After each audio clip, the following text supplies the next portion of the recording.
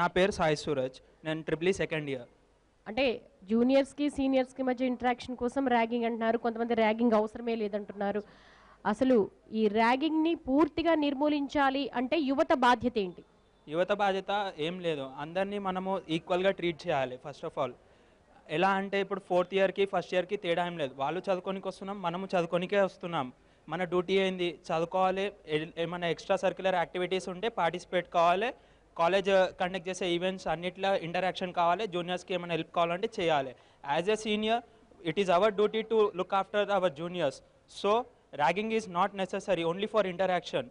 It is for interaction we have so many other activities such as sports, library periods, any and extracurricular activities also. But we are very glad that we don't have any ragging problems with our seniors, and there is a anti-ragging committee which is conducted by our college, and they are working very hard so that already it is a free campus. To continue that, they are maintaining properly. So కొన్ని incidents చూసావు రీసెంట్గా రిషితేశ్వరి విషయంలో కూడా కొంతమంది senior boys ఆమెను చాలా harass చేశారని. అటువంటి ఇన్సిడెంట్ జరిగినప్పుడు ఒక బాయ్గా, ఒక అబ్బాయిగా నీకేమనిపించింది? అంటే వాళ్ళు అలా చేసి ఉండకూడదు, ఆ అమ్మాయి రిషితేశ్వరి తీసుకున్న నిర్ణయం కరెక్ట్ కాదు, అసలు గర్ల్స్ ఏ విధంగా సెల్ఫ్ కాన్ఫిడెన్స్ కలిగి ఉండాలి? యాక్చువల్లీ చెప్పాలంటే ఇద్దరి తప్పు ఉంటుంది.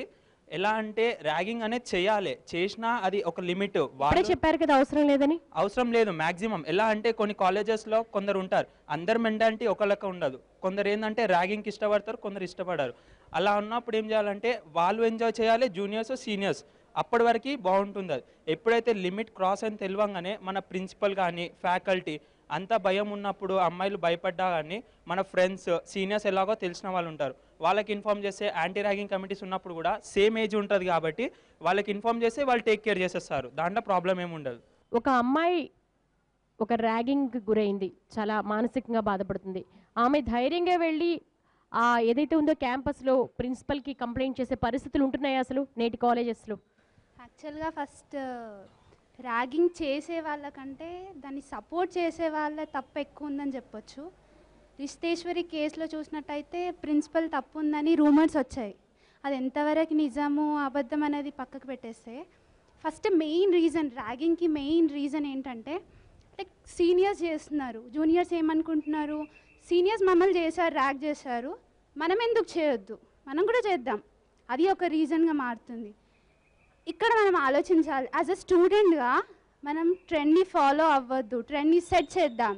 I'm right guys? Wow, A trend set చేద్దాం అనుకుంటున్నావు?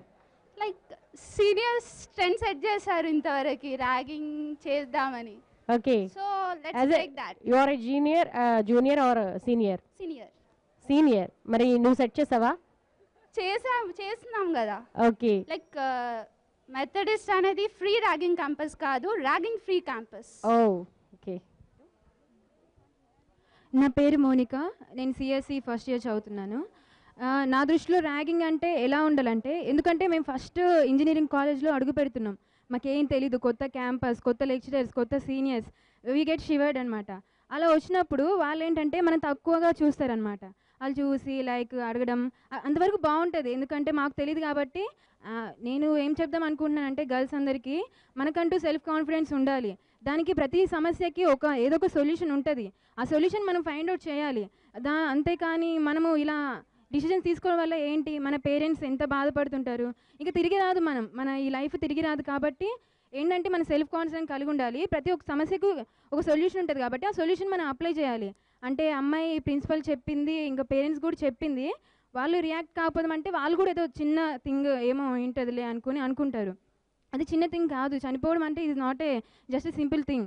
So we have to fight for that. అంటే మనము ఏదన్నా చట్టరీతిగా ఏమన్నా యాక్షన్ తీసుకోండవచ్చు, లైక్ ఏదైనా చేసుంటే బాగుండేది. నిజంగా సంఘటన విన్నప్పుడు చాలా బాధగా అనిపించింది, ఎందుకు అలా చేసుకోవడం, వాళ్ళ పేరెంట్స్ ఎంతగా బాధపడతారు అనేసి నాకు కూడా అనిపించింది. కాకపోతే యాజ్ అ గర్ల్గా ఎన్నో చట్టాలు వచ్చినాయి ఇప్పుడు, కాబట్టి వాటిని మనం యూజ్లేట్ చేసుకోవాలి, దానివల్ల ఫైట్ చేయాలి మనం దాని గురించి, అంతేగాని ఇలాంటి స్టూపిడ్ డిసిజన్స్ తీసుకోవద్దు అని చెప్తున్నాను. ఓకే, పూర్తిగా ఈ ర్యాగింగ్ని క్యాంపస్ నుంచి నిర్మూలించాలంటే ఏం చేయాలి?